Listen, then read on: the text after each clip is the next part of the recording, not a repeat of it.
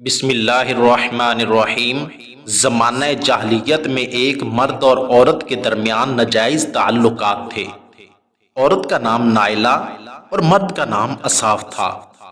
ایک دفعہ یہ دونوں مل کر بیت اللہ میں طواف کے لیے آئے اور بیت اللہ کے اندر ہی ایک دوسرے کے ساتھ غلط کاری میں مشغول ہو گئے۔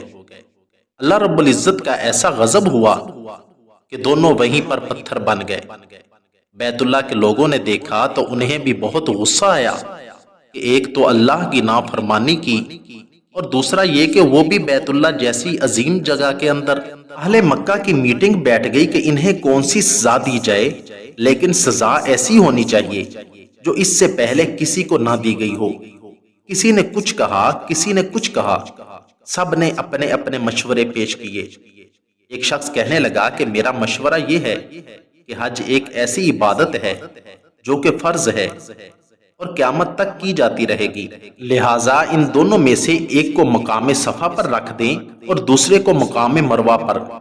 جو بھی حج کے لیے آیا کرے گا تو اس نے سعی کے لیے ان دونوں مقاموں پر آنا ہے، تو جو بھی مقام صفا پر آئے گا اس کو جوتا مارے گا، اسی طرح جو مقام مروہ پر جائے گا وہ دوسرے کو جوتا مارے گا۔ تو اس طرح سے قیامت تک انہیں ذلت و رسوائی ملتی رہے گی۔ اپنے دماغ کے مطابق تو انہوں نے کیا بات سوچی، لیکن اس بات کو بھول چکے تھے کہ ہم شریعت میں کسی چیز کا اضافہ کر رہے ہیں کہ یہ صحیح کا حصہ نہیں ہے، لیکن انہوں نے صحیح کا حصہ بنا لیا۔ لیکن ہوا کیا کہ ایک دو پشت تک تو لوگ انہیں جوتے ہی مارتے رہے، اور اگر کسی کے پاس جوتا نہ ہوتا تو تھپڑ مار دیتا۔ پھر جب ان کی اولاد آئی تو انہوں نے کہا کہ اصل کام تو انہیں بطور برکت ہاتھ لگانا ہے۔ چنانچہ جب لوگ صفا مروہ پر جاتے تو انہیں ہاتھ لگاتے۔ اس کے بعد ان کی آنے والی نسل نے کہا کہ حقیقت میں تو یہ بزرگ ہیں جنہیں لوگ برکت کے لیے ہاتھ لگاتے ہیں، تو پھر جو بھی جاتا انہیں برکت کے طور پر ہاتھ لگاتا۔ کچھ لوگ ضعیف الاعتقاد ہوتے ہیں، انہوں نے کہا کہ یہ کوئی بہت بڑے بزرگ ہیں، انہیں ہاتھ لگانا ہی کافی نہیں، انہیں چومنا بھی چاہیے۔ تو لوگوں نے صفا مروہ پر جا کر انہیں چومنا بھی شروع کر دیا، حتیٰ کہ لوگ وہاں جا کر دعائیں مانگنے اور حاجتیں پوری کروانے لگ گئے۔ جب حضور صلی اللہ علیہ وآلہ وسلم تشریف لائے تو بات یہاں تک پہنچ گئی کہ مشرکین مکہ وہاں جا کر ان کو سجدہ کرتے۔ اب آپ اندازہ لگائیں کہ شرک و بدعت کی ابتدا کیا تھی اور انتہا کتنی بھیانک نکلی۔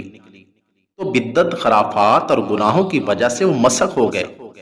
کہیں ایسا نہ ہو گناہوں اور غفلت کی وجہ سے ہمارا دل بھی مسخ اور سخت ہو جائے۔ لہٰذا ایسے گناہوں اور بدعات سے بچنے کے لیے اپنے ہر عمل پر نظر رکھیں کہ جو ہم عمل کر رہے ہیں اس کی اصل قرآن و حدیث سے بھی ثابت ہے یا نہیں، یا پھر سنی سنائی باتوں پر عمل کر رہے ہیں۔ اللہ تعالی ہمیں صحیح معنوں میں دین کو سمجھنے اور اس پر عمل کرنے کی توفیق عطا فرمائے۔ آمین ثم آمین۔ اگر آپ کو میری یہ ویڈیو اچھی لگی ہو تو ویڈیو کو لائک، چینل کو سبسکرائب اور ساتھ دیے گئے بیل آئیکن کے بٹن کو ضرور دبا دیں تاکہ ہماری آنے والی ہر ویڈیو آسانی کے ساتھ سب سے پہلے آپ تک پہنچ سکے۔ شکریہ، والسلام۔